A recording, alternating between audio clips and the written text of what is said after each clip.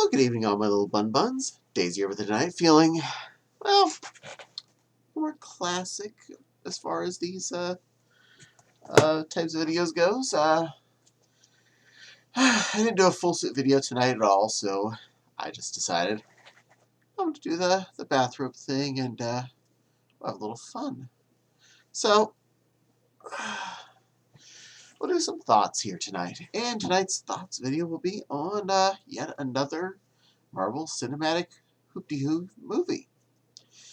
Well, we'll move down the Avengers trail itself and head to Avengers Infinity War. Now, spoiler alerts, of course. Super duper spoiler alerts, because this one it's pretty much impossible to talk about without spoiling something.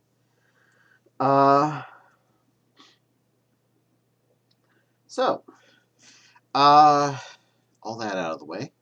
This is what we've been building up to through so much of the Marvel Cinematic Universe. Almost every movie in the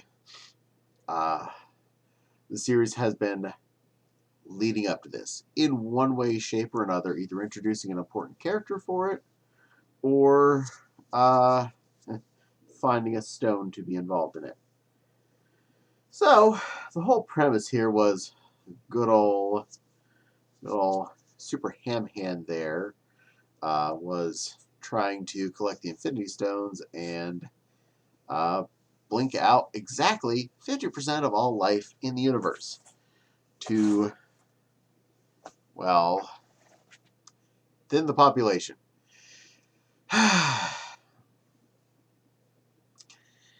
And we start off at the exact end of the third Thor movie, and we have all of Asgard being taken down by Thanos and some of his children. Children being very a loose term there.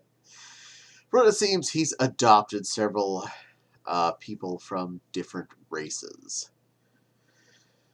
And Thanos does end up beating up Hulk in the first section. Loki is probably killed again. It's hard to say. I mean, that boy's been dead so many times. Hard to say. Thor gets nearly killed. Heimdall sends the Hulk back through the dark magic portal to Earth, landing in the magical sanctum where Doctor Strange finds him. And Heimdall then gets killed, so that sucks, because that means Heimdall got killed before the big snap. I liked him. He was a fun character. He was just so orderly. Just, alright, so you know our quest is valid. Yes, I do. Alright, so you open the Bifrost. Nope, I am required to not do that. Leaves the sword and walks away. Yeah, so he was an interesting, definitely lawful order type character. And yeah, it's kind of sad he was like dead in scene one of this movie. We'd already lost almost everyone out of the Thor universe. And Heimdall was one of the few that was left. And we just like go, dead. Sad, sad. Anyway, the beginning part here with that battle, great. It was we start off with some fighting and some beatdown. Not a great beatdown, but it was a beatdown. And we move on to Earth. We have some more good beatdown as Hulk lands in the Sanctum. Some of the children of Thanos are coming into town into New York City and gonna do some smackdown looking for some more Infinity Stone action. Great. They want the Time Stone, which Doc Strange wears around his neck like a cool, awesome pendant. Like any badass wizard man should.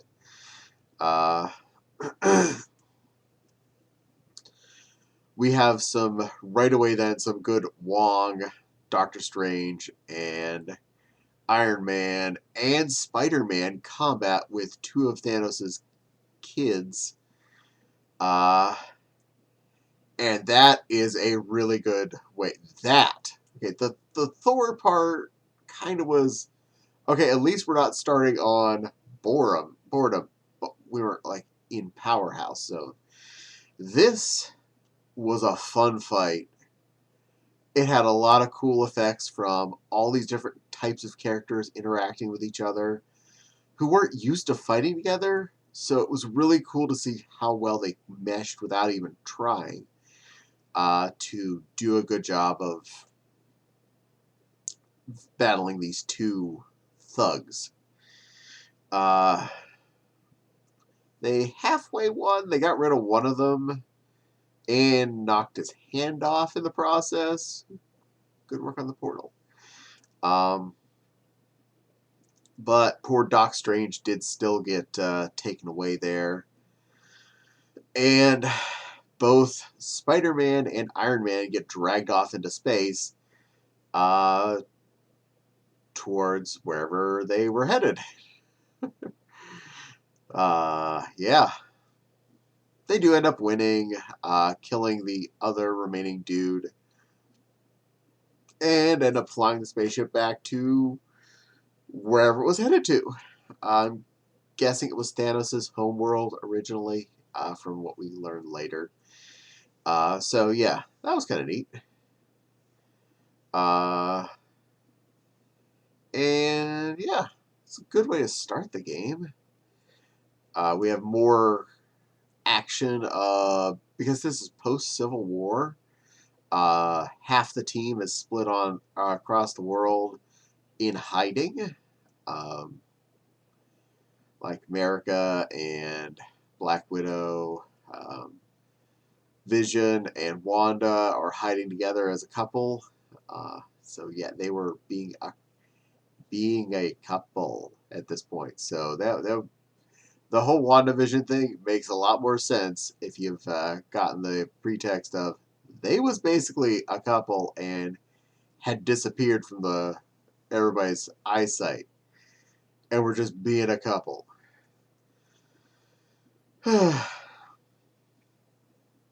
We have another cool battle with some of the people, some of the other Avenger people, with two more of Thanos' kids. They win hands down against that set. So good on that. That was a good way to end that battle. Um,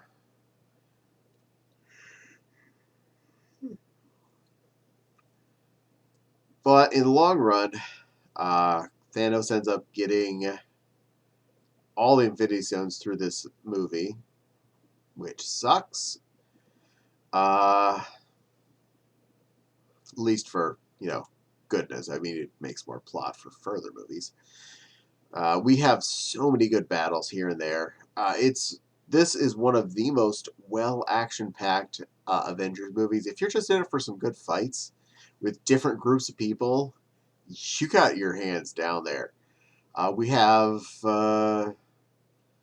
Thor gets found by the Guardians of the Galaxy. They split into two groups. Half of the Guardians of the Galaxy are going with Thor to make a new weapon for him. Stormbringer. Peter Dinklage plays a giant. I know that makes no sense. He plays a giant dwarf. A giant dwarf. A dwarf that's a giant. Who's played by Peter Dinklage. I guess he acted tall, quoting from Ashens and the Game Child. It's called acting. And yeah, Dinkage, he played that dude well. It took a few stares at him before I figured out that he was also. It was the same guy from the Days of Future Past. And him there, I didn't watch Game of Thrones, so I don't recognize him from there. But I was like, I know that guy. I know him. Oh. he's versatile. That boy is he's practically a Warwick Davis. They're like the two best smallish person, whatever the correct term is, actors I know that are so versatile. I love if I see either of them as showing up in a movie, it adds points. It's not that they have to be acting the smallest person in the movie. Like in this case, he was playing a giant dwarf. Giant dwarf Dinklage. None of that makes any sense now. But it did. It was awesome. And then the other half of the Guardians of the Galaxy fought with uh, Doctor Strange and Spider-Man and Iron Man, who are now stuck on the planet where Thanos was his home planet, till they figure out that they're all on the same side. And then they fight Thanos, who comes to get the Time Stone, which Doctor Strange still has at this point. And he lets him take it because he looked into the future and saw like a million different chances of what's going to happen and figured out that there was one chance that everything works out okay. And he had to let him have it there. And they were so close to getting the gauntlet off him, too. It was almost there. And then Peter Quill, Star-Lord, just he can't not wait until the gauntlet's off to smack Thanos for killing his girlfriend just to get the Soul Stone. Yeah, that close. So we lose on that front. Then we have, after he gets that stone, Thanos zips off to Earth to get the remaining stone that he does not have at that point, which was the Mind Stone, which Vision has as well, part of his head. And they're all hiding out in Wakanda because they're trying to get the Mind Stone out of him and make it so he can live without it. They don't succeed in this because Thanos attacks too soon. An army of Chitauri this time, a giant army of them, lands at the border of, I just said it, Black Panther Town.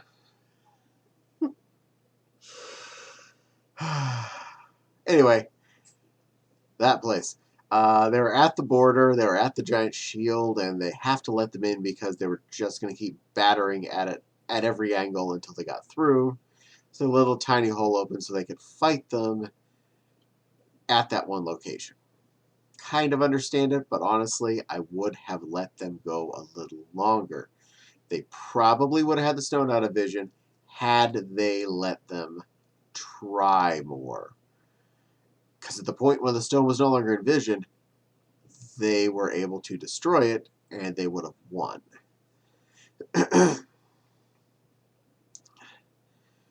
But in the end, we didn't do that. And after a large, again, super cool battle, really awesome. Almost everybody shows up here except for like Iron Man and Spider-Man and Doctor Strange, who are all, and some of those Guardians of the Galaxy who are all on. I think it was Titan was the name of the planet where Thanos was from. Whatever. Wakanda, that's where we currently are anyway. I finally remembered it. Yay, too many places and words to remember. But Thanos does do the dirty deed, rips the Mind Stone out of poor Vision's forehead, smacks it down on that wrist, and goes, "Bitch, please." And half of everybody disappears into a puddle of ashes. Wow. That was a trip. And then it's just like, and everybody's gone. Half of everybody has just disappeared. A lot of the heroes are gone.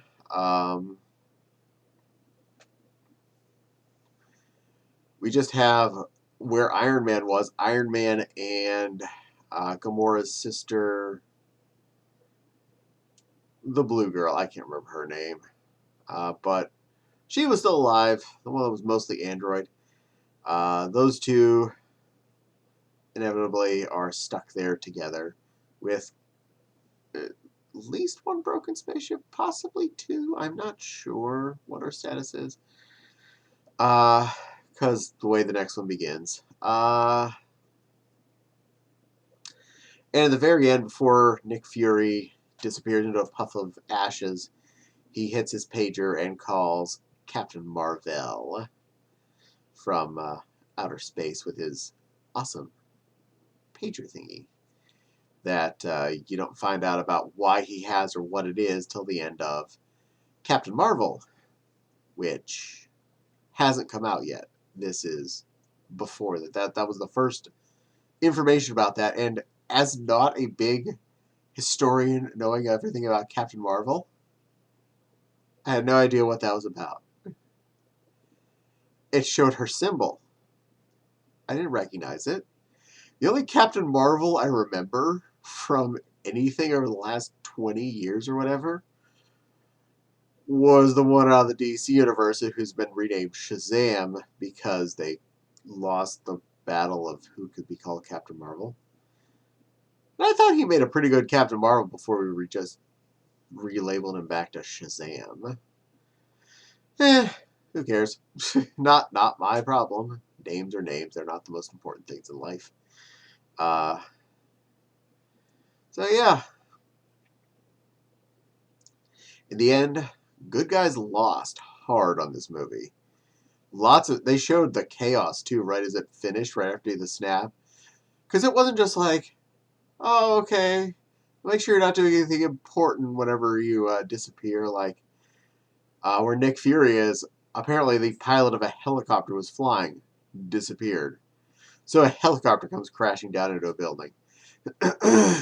Cars wreck because all of a sudden there's no one driving them.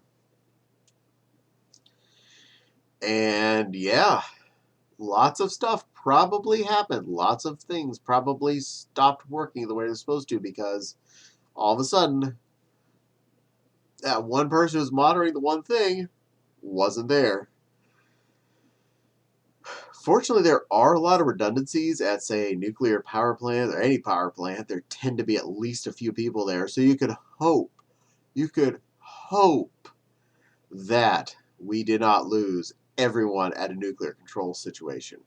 You can hope most large airliners have 2 or 3 pilots at them, at minimum. So, they normally have that just in case someone needs to pee or in case of emergency. Because at that point, you can't call out sick if you all of a sudden, have something go wrong when you're in flight. You have to have a backup human there on site who can land the plane effectively. So there's at least 2, usually 3. Longer flights tend to have at least 3 because not only do you have to have someone to fly at any given time, someone to be on standby at any given time, and somebody to be there for whenever one of them has to take an actual break because you can't have someone literally flying a plane for 12 hours. They do have to stand up from that, maybe take a breaky, eat a din-din, go take a little nappy poo, whatever. 12 hours is a long time, yo. Truck drivers aren't even allowed to do that anymore. They used to. It's called caffeine, children. It's caused a lot of accidents before we made rules against it. Yeah. So, there was a lot of fun blowy-uppies at the very end that were just kind of glossed over. A lot of sad people because a lot of people they were really close friends with didn't exist anymore. And, yeah. Oh, and Ant-Man was, Scott Lang was in the microverse. He had just jumped in there as the big snap happened, and his control team, both girlfriend and Hank Pym and Hank Pym's wife, poofed. They were part of the poof team, so he got left in the micro zone by himself as those three were just gone and no longer staying at the control deck. See what I mean about it's good to have at least a couple backup people? Unfortunately, this time we had 3 people at one control panel, and we lost all 3 of them. So that sucked.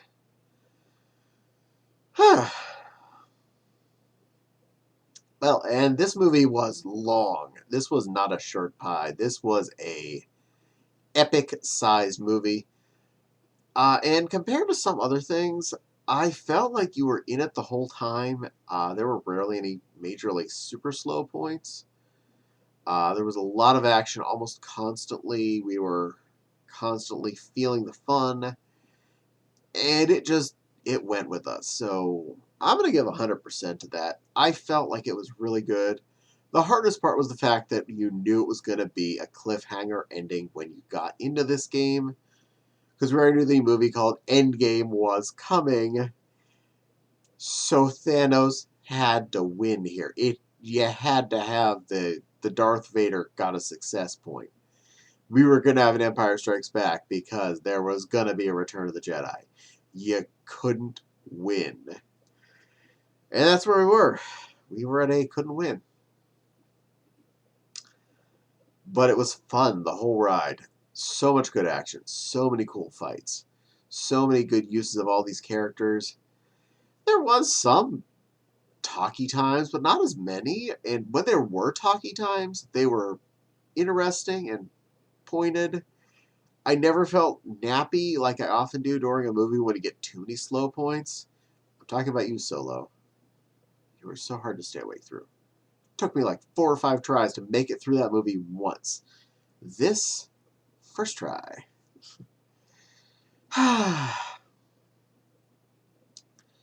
So that happened. Good flick. But I'm not the only judge of things out there. What did you think? Liked it? Hated it?